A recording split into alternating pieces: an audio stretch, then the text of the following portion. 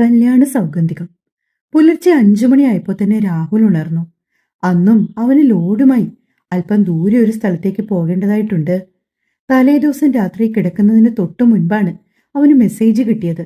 അതുകൊണ്ട് രാവിലെ തന്നെ അവൻ ഉണർന്നെഴുന്നേറ്റ് കുളിയൊക്കെ കഴിഞ്ഞ് വസ്ത്രം മാറിയ ശേഷമാണ് പുറംതിരിഞ്ഞു കിടന്നുറങ്ങുന്ന ഗംഗയെ തട്ടി വിളിച്ചത്. ഉറക്കച്ചടവോടെ അവൾ മിഴികൾ വലിച്ചു തുറന്ന് അവനെ നോക്കി. എന്താ രാഹുലേട്ടാ, എന്തിനാ ഇത്ര നേരത്തെ വിളിച്ചത്? സംസാരിക്കുമ്പോൾ അവളുടെ വാക്കുകളിൽ പോലും ഉറക്കക്ഷീണം വ്യക്തമായി അറിയാൻ കഴിയുന്നുണ്ടായിരുന്നു അവന്. എടോ, എനിക്കിന്നൊരു ഓട്ടത്തിന് പോണം, ഞാൻ പോവാം. പിന്നെ ഷെൽഫിൽ പൈസ വെച്ചിട്ടുണ്ട്, തനിക്ക് എന്തെങ്കിലും ആവശ്യമുണ്ടെങ്കിൽ അതിൽ നിന്ന് എടുക്കണം കേട്ടോ. അവളുടെ കവിളിലൊന്ന് തട്ടിക്കൊണ്ട് അവൻ പറഞ്ഞു. ഗംഗ അപ്പോഴേക്കും ചാടി പിരണ്ട് എണീറ്റു. ഷോ, ഇപ്പൊ തന്നെ പോണോ? നേരത്തെ പോയാലല്ലേ എനിക്ക് വൈകിട്ട് നേരത്തെ വരാൻ പറ്റൂ? അവൻ ചോദിച്ചതും ഗംഗ ഒന്നും മിണ്ടാതെ നിന്നു. പോയിട്ട് വരാട്ടോ. അവൾ തലകുലിക്കപ്പോഴേക്കും രാഹുൽ പുഞ്ചിരിയോടെ മുറിവിട്ട് ഇറങ്ങി. പിന്നാലെ ഉലഞ്ഞു പോയ മുടിയിഴകൾ ഒതുക്കിക്കൊണ്ട് അവളും നടന്നു ചെന്ന് ഉമ്മറ വാതിൽ വരെ എത്തി നിന്നു. അപ്പോഴേക്കും അവളോട് അകത്തേക്ക് കയറിക്കൊന്ന് അവൻ കൈകൊണ്ട് ആംഗ്യം കാണിക്കുന്നതിനോടൊപ്പം തന്നെ ഹെൽമെറ്റ് എടുത്ത് തലയിലേക്ക് വെച്ചു. മെല്ലെ അവന്റെ ബൈക്ക് കണ്ണിൽ നിന്നും അകന്നതും ഗംഗ മുൻവശത്തെ വാതിൽ കുറ്റിയിട്ടുകൊണ്ട് റൂമിലേക്ക് നടന്നു. പിന്നെ എത്ര നേരം കിടന്നിട്ടും അവൾക്ക് ഉറങ്ങാൻ കഴിഞ്ഞില്ല. വെറുതെ അങ്ങോട്ടും ഇങ്ങോട്ടും തിരിഞ്ഞും മറിഞ്ഞും കിടന്ന് 6:30 ആയപ്പോഴേക്കും ഗംഗ ഉണർന്നു. ആ ഉഷയും രമ്യ ഉണർന്ന് അടുക്കളയിലേക്ക് വരുമ്പോൾ അടുക്കളയിൽ ചില തട്ടുമുട്ടലും ഒക്കെ കേൾക്കുന്നുണ്ട്. ഇതെന്ത് കാര്യമെന്നറിയാൻ രമ്യ പെട്ടെന്ന് അടുക്കളയിലേക്ക് വന്നപ്പോൾ കാണുന്നത് ഗംഗ അടുക്കളയിൽ നിന്ന് കട്ടൻ കാപ്പി ഇടുന്നതാണ്. ഒരു വേള രമ്യയ്ക്കത് വിശ്വസിക്കാൻ കഴിഞ്ഞില്ല. രാഹുൽ അവളെ വിവാഹം കഴിച്ചുകൊണ്ട് വന്നതിന് ശേഷം ഇതാദ്യമായിട്ടാണ് ഗംഗ ഇത്ര നേരത്തെ എഴുന്നേൽക്കുന്നത് തന്നെ. എന്തു പറ്റി ഗംഗേ, നീ ഇന്നലെ ഉറങ്ങിയില്ലേ? രാവിലെ രാഹുലേട്ടൻ ജോലിക്ക് പോകാൻ നേരം വിളിച്ചു. പിന്നെ കിടന്നിട്ട് ഉറക്കം വന്നില്ല. ഗംഗ പറഞ്ഞുകൊണ്ട് ഉണ്ടാക്കി വെച്ച കട്ടൻ കാപ്പി 2 ഗ്ലാസുകളിലായി എടുത്തു. ഒന്ന് രമ്യയ്ക്കും മറ്റൊന്ന് ഉഷയ്ക്കും നീട്ടി.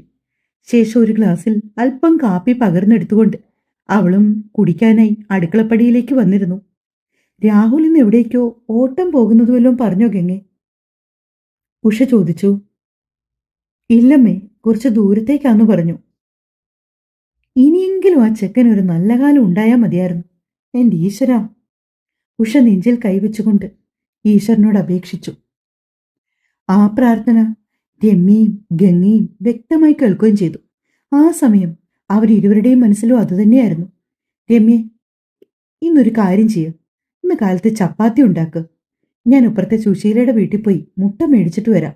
അവർക്ക് കോഴിയുണ്ടല്ലോ. നീ ആ പേഴ്സും കൂടി ഇങ്ങ് എടുത്തിട്ട് വന്നേ. എന്നും പുട്ട് കഴിച്ചു മടുത്തു. കഴിഞ്ഞ ദിവസം റേഷൻ കടയിൽ നിന്ന് നീ റേഷൻ വാങ്ങാൻ പോയപ്പോ 2 കവർ ഗോതമ്പൊടി കിട്ടിയില്ലേ? അത് വെച്ച് ചപ്പാത്തി ഉണ്ടാക്കുക, നല്ലതാ. ഉഷ പറയുന്നതോടൊപ്പം തന്നെ അടുക്കളയിൽ ഇട്ടിരുന്ന കസേരയിൽ കിടന്ന തോർത്തെടുത്ത് തോളിലേക്കിട്ടു. അപ്പോഴേക്കും രമ്യ അവരുടെ ചെറിയ മണിപ്പേഴ്സുമായി അവിടേക്ക് ഇറങ്ങി വന്നു. അവള് അതിൽ നിന്നും 50 രൂപ കയ്യിൽ ചുരുട്ടിപ്പിടിച്ചുകൊണ്ട് സുശീലയുടെ വീട് ലക്ഷ്യമാക്കി നടന്നു. നീ വാഗങ്ങി, നമുക്ക് ചപ്പാത്തി ഉണ്ടാക്കാം. രമ്യ അവളെ വിളിച്ചുകൊണ്ട് അടുക്കളയിലേക്ക് ഇരുന്നു. ഗംഗയ്ക്ക് ചപ്പാത്തി ഉണ്ടാക്കാനൊന്നും അറിയില്ലായിരുന്നെങ്കിൽ കൂടി രമ്യ ചെയ്യുന്നതൊക്കെ നോക്കിക്കണ്ട് അവൾക്ക് വേണ്ട സഹായമൊക്കെ ചെയ്തു കൊടുത്തു. ഉഷ അവിടെ പോയി മടങ്ങി വരുമ്പോഴേക്കും ഇരുവരും ചേർന്ന് ചപ്പാത്തിയൊക്കെ ഉണ്ടാക്കി ചുട്ടെടുക്കുകയാണ്. ഒപ്പം രമ്യ പറഞ്ഞത് പ്രകാരം ഗംഗ ഉള്ളിയും അരിഞ്ഞു വെച്ചു. പിന്നെ എല്ലാം പെട്ടെന്നായിരുന്നു. ഉഷ വന്ന് മുട്ട പുഴുങ്ങാനിട്ടു. ഉള്ളി വഴറ്റി പൊടികളൊക്കെ ചേർത്ത് പെട്ടെന്ന് തന്നെ അവർ ഒരു മുട്ടക്കറി തയ്യാറാക്കി. കുറേയേറെ നാളുകൾക്ക് ശേഷം പുട്ടല്ലാതെ മറ്റൊരു പ്രഭാത ഭക്ഷണം കഴിച്ചതിന്റെ സന്തോഷത്തിലായിരുന്നു ഗംഗയെന്ന്. ഒരു 10 മണി ആയപ്പോഴേക്കും തന്നെ വീട്ടിലെ അത്യാവശ്യം ജോലികളൊക്കെ ഒതുങ്ങി. ഇപ്പൊ ചെറുതായിട്ട് വരുമാനമൊക്കെ കിട്ടിത്തുടങ്ങുന്നത് കൊണ്ടാണെന്ന് തോന്നുന്നു. എന്നത്തെയും പോലെ ഒരു കറിയല്ല, ഇപ്പൊ ഉച്ചയൂണിനും ഒരു തോരനോ ഒഴിച്ചുകറിയോ വെക്കും. ഗംഗയ്ക്കും അത് വലിയ താല്പര്യമാണ്. ഉഷയും ശ്രദ്ധിക്കുന്നുണ്ടായിരുന്നു. കറിയുടെ എണ്ണം കൂടിയപ്പോൾ ഗംഗ ചോറൊക്കെ കഴിക്കാൻ ഉത്സാഹം കാണിക്കുന്നത്. അവർക്കും അതിൽ ഒരു സന്തോഷമൊക്കെ തോന്നി. ഒരു 10 മണിയൊക്കെ ആയ സമയത്താണ് പുറത്തുനിന്ന് ആരുടെയോ ശബ്ദം കേട്ടത്. ഗംഗയാണ് പോയി വാതിൽ തുറന്നത്. തൊട്ട് മുന്നിൽ നിൽക്കുന്ന 3 പെണ്ണുങ്ങളെ കണ്ടതും ഗംഗ കണ്ണു ചുരുക്കി അവരെ നോക്കി. അതിലാകെ പരിചയം ശോഭനയാണ്. ഇന്നലെ അവരിവിടെ വന്നിരുന്നല്ലോ. രമ്യയില്ലേ ഗംഗെ? ശോഭന പരിചയമുള്ള ഒരാളോട് സംസാരിക്കും പോലെ ഗംഗയോടായി ചോദിച്ചു. ചേച്ചി ചേച്ചി അകത്തുണ്ട്, കയറി വാ പറഞ്ഞുകൊണ്ട് ഗംഗ പാതി തുറന്നു പിടിച്ച ഡോറ് മലർക്കെ തുറന്നുകൊണ്ട് അകത്തേക്ക് നടന്നു. പിന്നാലെ അവരും. അവിടെ ഇട്ടിരുന്ന പ്ലാസ്റ്റിക് കസേരകൾ രണ്ടു മൂന്നെണ്ണം അവർക്കടുത്തേക്ക് നീക്കിയിട്ട് കൊടുത്തു ഗംഗ. ചേച്ചി, രമ്യയെ വിളിച്ചുകൊണ്ടവൾ അവരുടെ മുറിയുടെ വാതിൽക്കൽ ചെന്നു. ചേച്ചി, ഇന്നലെ വന്ന ആന്റിയും കൂടെ രണ്ടുപേരും വന്നിട്ടുണ്ട്. രമ്യ മെഷീന്റെ മുകളിലിരുന്ന ടേപ്പ് എടുത്ത് കഴുത്തിലൂടെ ചുറ്റിയിട്ടുകൊണ്ട് ധൃതിയിൽ ഹാളിലേക്ക് ഇറങ്ങി ചെന്നു. ആഹാ, ശോഭന ചേച്ചിയായിരുന്നല്ലേ? ഇന്നലെ വരൂന്ന് പറഞ്ഞപ്പോ ഇത്ര രാവിലെ ഞാൻ പ്രതീക്ഷിച്ചില്ല. ഗംഗ ചിരിയോടെ പറഞ്ഞു. ദാ, ഇവരാണ് ഞാൻ ഇന്നലെ പറഞ്ഞ കക്ഷികള്. രണ്ടാൾക്കും ബ്ലൗസും ചുരിദാറും ഒക്കെ തയ്ക്കാനുണ്ട്.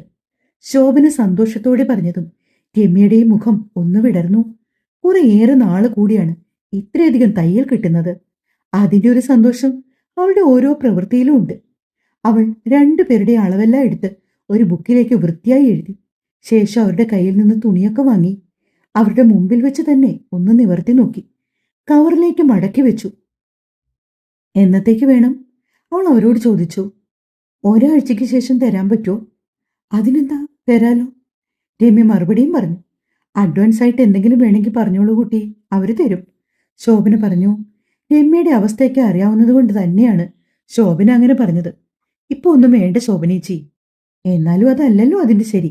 ദാ, ഇത് വെച്ചോ. രണ്ടുപേരും ഓരോ 1000 രൂപയുടെ നോട്ടെടുത്ത് രമ്യയ്ക്ക് നീട്ടി. രമ്യ ശോഭനയുടെ മുഖത്തേക്ക് നോക്കിക്കൊണ്ട് മടിയോടെ നിന്നു. ഹാ, മടിക്കണ്ട കുട്ടി. ഒരാഴ്ച കഴിയുമ്പോ തുണി തയ്ച്ചു കൊടുക്കാനുള്ളതല്ലേ.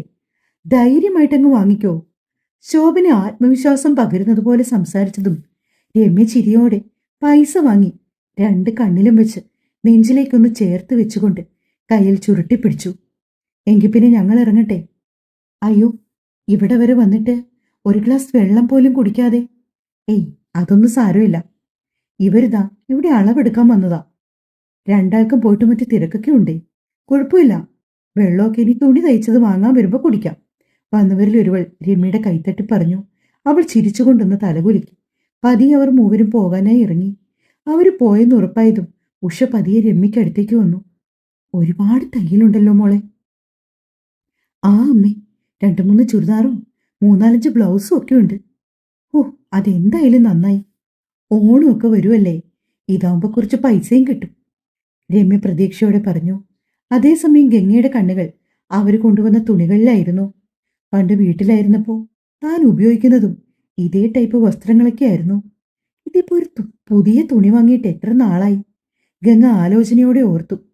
ഗംഗ ആ തുണികളിൽ വെറുതെ വിരൽ കൊണ്ട് തഴുകുന്നത് സമയം രാവിലെ എഴുന്നേൽക്കാൻ മടിച്ച് ബെഡിൽ ചടഞ്ഞുകൂടി കിടക്കുവാണ് ഗായോ. സാധാരണ രാവിലെ എഴുന്നേൽക്കാറുള്ളവളാണ്. ഇന്നലെ ഇതുപോലെ തന്നെ. ഇന്ന് ഉച്ചയായിട്ട് അവൾ കിടക്കുന്നത് കണ്ട് മഹി അവളുടെ അടുത്തേക്ക് എത്തി. ഹാ, എന്ത് കിടപ്പാ ഗായു. ഇന്ന് നിന്റെ എക്സാം തീർന്ന ലാസ്റ്റ് ഡേ അല്ലേ? ഇങ്ങനെ മടി പിടിച്ച് കിടക്കാതെ മര്യാദയ്ക്ക് എഴുന്നേറ്റ് വന്ന് വലതുരുന്ന് പഠിക്കാൻ നോക്കിക്കേ. വയ്യ മഹിയേട്ടാ, വെറുതെ കള്ളം പറയാതെ എഴുന്നേക്കാൻ നോക്കുകയു. എനിക്കറിയാം തനിക്കിഷ്ടമില്ലാത്ത സാറിന്റെ സബ്ജക്റ്റ് ആയതുകൊണ്ടല്ലേ ഈ അലസത. പക്ഷേ ഇത് ടെസ്റ്റ് പേപ്പർ അല്ല, ഫൈനൽ എക്സാം ആണ്, അത് ഓർമ്മ വേണം. പറഞ്ഞുകൊണ്ട് മഹി ഫ്രഷ് ആവാനായി വാഷ്റൂമിലേക്ക് കയറിയപ്പോ മനസ്സില്ലാ മനസ്സോടെ ഗായു കിടക്കിയിൽ നിന്ന് എഴുന്നേറ്റ് സ്റ്റഡി ടേബിളിന്റെ മുൻപിലേക്കിരുന്നു. എഴുതി വെച്ച നോട്ട്സിലൂടെ ഒന്ന് കണ്ണോടിച്ചു. കുറച്ച് ദിവസം മുമ്പേ പഠിച്ചു തീർക്കാനുള്ള പോർഷൻസ് എല്ലാം അവൾ കവർ ചെയ്തതാണ്. പക്ഷെ ഇതിപ്പോ മഹേഷ് പറഞ്ഞതുപോലൊന്നുമല്ല. എന്തോ ഒരു വല്ലായ്മ. ഇന്നലെ ചിലപ്പോ ഉറങ്ങാതെ കുറെ നേരം കിടന്നതുകൊണ്ടാവും ഈ മടി. അല്പം എന്തൊക്കെയോ വായിച്ചെന്ന് വരുത്തിക്കൊണ്ട് ഗായു മെല്ലെ താഴേക്ക് നടന്നു. ആഹാ, മോൾ എഴുന്നേറ്റായിരുന്നോ? ഇന്നലെ രാത്രിയിൽ ഉറക്കം പിടിഞ്ഞിരുന്നു പഠിച്ചോ നീ? പറഞ്ഞുകൊണ്ട് ഗീത ഒരു കപ്പ് ചായ അവളുടെ കയ്യിലേക്ക് കൊടുത്തു. വെറുതെ അതും കുടിച്ചുകൊണ്ട് അവൾ അവിടെ ഇരുന്നു. അപ്പോഴേക്കും മഹേഷ് റെഡിയായി താഴേക്കിറങ്ങി വന്നു. ഗായു മഹേഷിനെ അടിമുടിയൊന്ന് നോക്കി. ഇന്നെന്താ മഹിയേട്ടൻ നേരത്തെയാണോ? ഞാൻ നേരത്തെയല്ല, താനിന്ന് താമസിച്ചു. സമയം 8 അറിയാമോ? മഹേഷ് ചോദിച്ചതും ഗായു ധൃതിയിൽ ഓടി മുകളിലേക്ക് കയറി. പിന്നെ പെട്ടെന്നൊന്ന് മേല് കഴുകി മുടിയൊക്കെ ചീകി കെട്ടി യൂണിഫോം ഇട്ട് ബുക്കും ഹാൾ ടിക്കറ്റും എല്ലാം എടുത്ത് ധൃതിയിൽ താഴേക്കിറങ്ങി വന്നു. അപ്പോഴേക്കും മഹേഷ് ആഹാരം കഴിച്ചു തുടങ്ങി. അവനൊപ്പം ചെന്നിരുന്ന അവളും എന്തൊക്കെയോ നുള്ളിപ്പെറുക്കി കഴിച്ചെന്ന് വരുത്തിക്കൊണ്ട് എഴുന്നേറ്റു. അയ്യോ, ഗായു ഒന്നും കഴിച്ചില്ലല്ലോ. അവളുടെ പ്ലേറ്റിൽ ഇപ്പോഴും എടുത്ത ഭക്ഷണം പകുതിയും ബാക്കിയാണെന്ന് കണ്ടതും ഗീത അവൾക്കടുത്തേക്ക് വന്നു. വിശപ്പില്ലമ്മേ, ഞാൻ ഇനി വൈകിട്ട് വന്നിട്ട് കഴിച്ചോളാം പറഞ്ഞുകൊണ്ട് അവൾ ഉമ്മറത്തേക്ക് ഇറങ്ങി. ചെരുപ്പിട്ടുകൊണ്ടിരുന്ന സമയത്താണ് മഹേഷ് ഇറങ്ങി വന്നത്. മോനെ, ഗായു ആഹാരമൊന്നും കഴിച്ചിട്ടില്ല. മഹേഷ് കണ്ണുകൂർപ്പിച്ച് ഗായുവിനെ ഒന്ന് നോക്കി. എത്ര തവണ പറഞ്ഞിട്ടുണ്ട് മര്യാദയ്ക്ക് ആഹാരം കഴിക്കണമെന്ന്? താൻ ഇങ്ങനെ തുടങ്ങിയാൽ ഞാൻ എന്തു ചെയ്യും? ഇപ്പൊ തന്നെ താൻ ഒരുപാട് ക്ഷീണിച്ചു പോയി. എനിക്ക് വിശപ്പില്ലാത്തതുകൊണ്ടല്ലേ മഹിയേട്ട, ഗായു പറഞ്ഞു. അവൾ എക്സാമിന് പോകാൻ നിൽക്കുന്നതുകൊണ്ട് മഹി പിന്നെ ഒന്നും പറഞ്ഞില്ല. അയാൾക്ക് വേണ്ടെങ്കിൽ പിന്നെ നിർബന്ധിക്കണ്ടമ്മേ. ചിലപ്പോൾ എക്സാമിന് ടെൻഷനൊക്കെ കൊണ്ടാകും. മഹേഷ് പറഞ്ഞപ്പോൾ ഗീത മറുപടിയായി തല കുലിക്കതേ ഉള്ളൂ. അപ്പോഴേക്കും തന്നെ മാധവനോടും ഗീതയോടും യാത്ര പറഞ്ഞ് ഗായു മഹേഷിന്റെ കാറിലേക്ക് കയറിയിരുന്നു. അവൻ അവളെ പതിവ് പോലെ ബസ് സ്റ്റോപ്പിൽ ഇറക്കി നേരെ ബാങ്കിലേക്ക് പോയി. അന്ന് മൊത്തം ഗായുവിനൊരു മടിയായിരുന്നു. എക്സാം എഴുതുമ്പോഴും ഉണ്ടായിരുന്നു ഈ അലസത. ചോദ്യപേപ്പർ കയ്യിൽ കിട്ടിയപ്പോഴേക്കും അറിയാവുന്ന ഉത്തരങ്ങളെല്ലാം ധൃതിയിൽ എഴുതി വെച്ച് ബാക്കിയുള്ളതൊക്കെ ആലോചിച്ച് ഒരുവിധം എന്തൊക്കെയോ എഴുതിക്കൊണ്ട് അവൾ ഹാളിന് പുറത്തിറങ്ങി. ഓ, ഇനി നാളെ മുതൽ കോളേജിൽ വരണ്ട, ഗായത്രി സന്തോഷത്തോടെ ഓർത്തു. അപ്പോഴേക്കും തന്നെ കൂട്ടുകാരൊക്കെ പരീക്ഷ കഴിഞ്ഞിറങ്ങി. പലരും ഇടനാഴിയിൽ നിന്ന് കെട്ടിപ്പിടിക്കുകയും സെൽഫി എടുക്കുകയും കണ്ണീർ വാർക്കുകയും ഒക്കെ ചെയ്യുന്നുണ്ട്.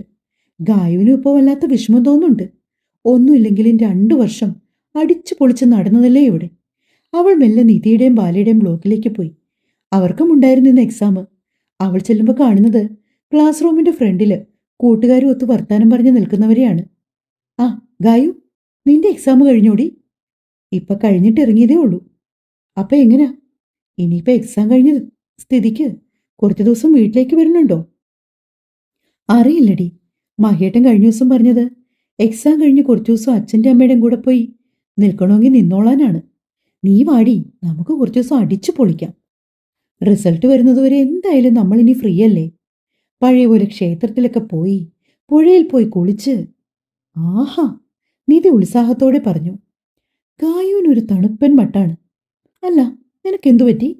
എക്സാം പാടായിരുന്നോ? ഏയ്, കുഴപ്പമില്ലായിരുന്നടി. പിന്നെ നിന്റെ മുഖം എന്താടി വല്ലാണ്ടിരിക്കുന്നേ? ഓ, അത് രാവിലെ മര്യാദയ്ക്ക് ആഹാരം കഴിക്കാത്തതിൻ്റെ ആവും. എക്സാമിന് ടെൻഷനും വെപ്രാളവും കാരണം ഞാനൊന്നും ശരിക്കും കഴിച്ചില്ല. എങ്കിൽ പിന്നെ വാ, നമുക്ക് നേരെ ക്യാൻറ്റീനിൽ പോകാം. അവിടുന്ന് ഫുഡും കഴിച്ചിട്ട് വീട്ടിലേക്ക് പോകാം. നിധി പറഞ്ഞപ്പോൾ ഗായുവിനും തോന്നി അതാണ് നല്ലതെന്ന്. കാര്യം രാവിലെ ആഹാരമൊന്നും കഴിക്കാതെ ഇറങ്ങിയതുകൊണ്ട് നല്ല വിശപ്പുണ്ടായിരുന്നു. ക്യാൻറ്റീനിൽ ചെന്നപ്പോൾ നല്ല ബിരിയാണിയുടെ മണം.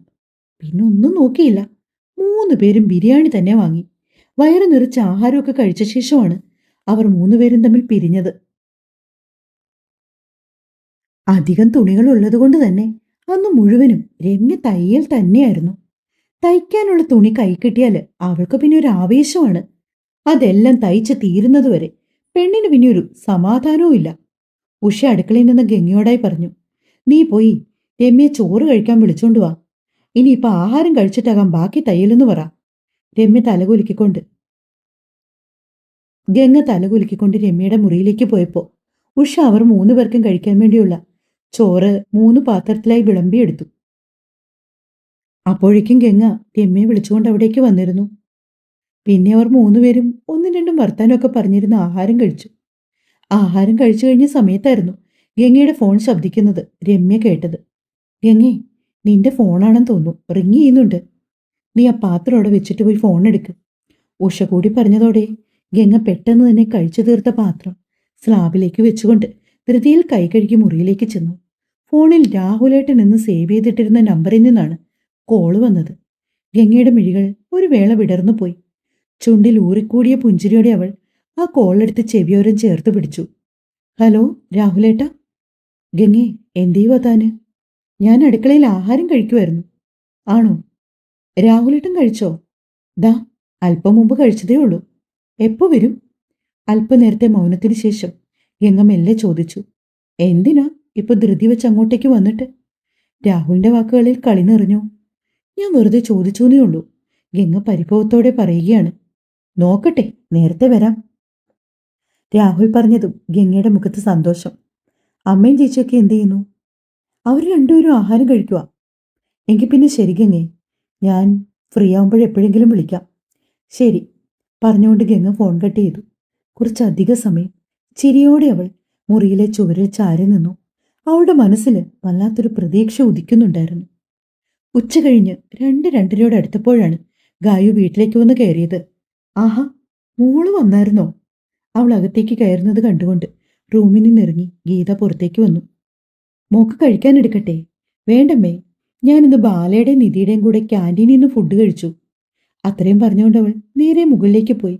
ബാഗ് ടേബിളിലേക്ക് വെച്ച് കോളേജിൽ പോയി വന്ന അതേ വേഷത്തിൽ തന്നെ ബെഡിലേക്ക് കിടന്നു. കിടന്നപാടെ ഗായു ഉറങ്ങി. കുറച്ച് ദിവസമായിട്ട് എക്സാമിന്റെ ടെൻഷനും പ്രിപ്പറേഷനും ഒക്കെയായി അവൾക്ക് തീരെ ഉറക്കമില്ലായിരുന്നു. കുറേയേറെ ദിവസത്തെ ഉറക്കം ഒരുമിച്ചുറങ്ങി തീർക്കുകയാണ് അവൾ. മഹേഷ് വൈകുന്നേരം ജോലി കഴിഞ്ഞ് മടങ്ങി വരുമ്പോഴും ഗായുവിനെ താഴേക്കൊന്നും കണ്ടില്ല. ഗായു എവിടെയമ്മേ? അവൻ ഗീതയോട് ചോദിച്ചു. ഗായുമോൾ എക്സാം കഴിഞ്ഞു വന്ന് നേരെ മുകളിലേക്ക് പോയതാ. ഉറക്കമാണെന്ന് തോന്നുന്നു. എന്തായാലും നീ മുകളിലേക്ക് പോവല്ലേ? മോളെ കൂടി വിളിച്ചിട്ട് വാ, ചായ കുടിക്കാം. ശരിയമ്മേ, പറഞ്ഞുകൊണ്ട് മഹേഷ് മുകളിലേക്ക് ചെല്ലുമ്പോൾ കാണുന്നത് ഒരു തലയണയിൽ തലവെച്ച് മറ്റൊരു തലയണയിൽ ചുറ്റിപ്പിടിച്ച് കിടന്നുറങ്ങുന്ന ഗായുവിനെയാണ്. അവൻ അവൾക്കടുത്തേക്ക് ഇരുന്നു കൊണ്ട് മെല്ലെ അവളുടെ നെറ്റിത്തടത്തിലേക്ക് ഒന്ന് കൈവച്ചു.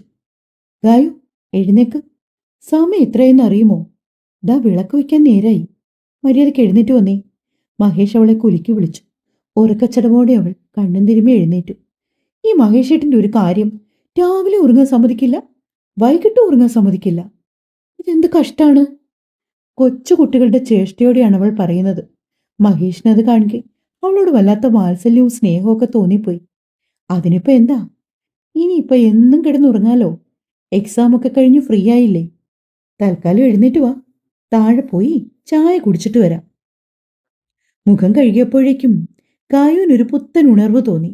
മാഹിക്കൊപ്പം താഴേക്ക് പടികളിറങ്ങി വരുമ്പോൾ തന്നെ താഴേന്ന് കാലുവില ശബ്ദം കേൾക്കായിരുന്നു. ഗായുവിന്റെ നടപ്പിന്റെ വേഗത കൂടി. ഹോളിലേക്ക് ഇറങ്ങിച്ചെന്നവളുടെ മുഖം നിമി നേരം കൊണ്ട് വികസിച്ചു. ആഹാ, ഇതാരൊക്കെയാ വന്നിരിക്കുന്നത്? പറഞ്ഞുകൊണ്ട് ധൃതിയിൽ ഗായു അവർക്കടുത്തേക്ക് നടന്നു. തുടരും. ഈ കഥ ഇപ്പം നല്ല രസമായില്ലേ? ഒരു സാധാരണ കുടുംബകഥ. നിങ്ങൾക്കിഷ്ടമെങ്കിൽ സപ്പോർട്ട് ചെയ്യണേ. ഒപ്പം ചാനൽ ഒന്ന് സബ്സ്ക്രൈബ് കൂടി ചെയ്യണേ. സ്നേഹത്തോടെ സ്വന്തം മിത്രവിന്ദ. Thank you.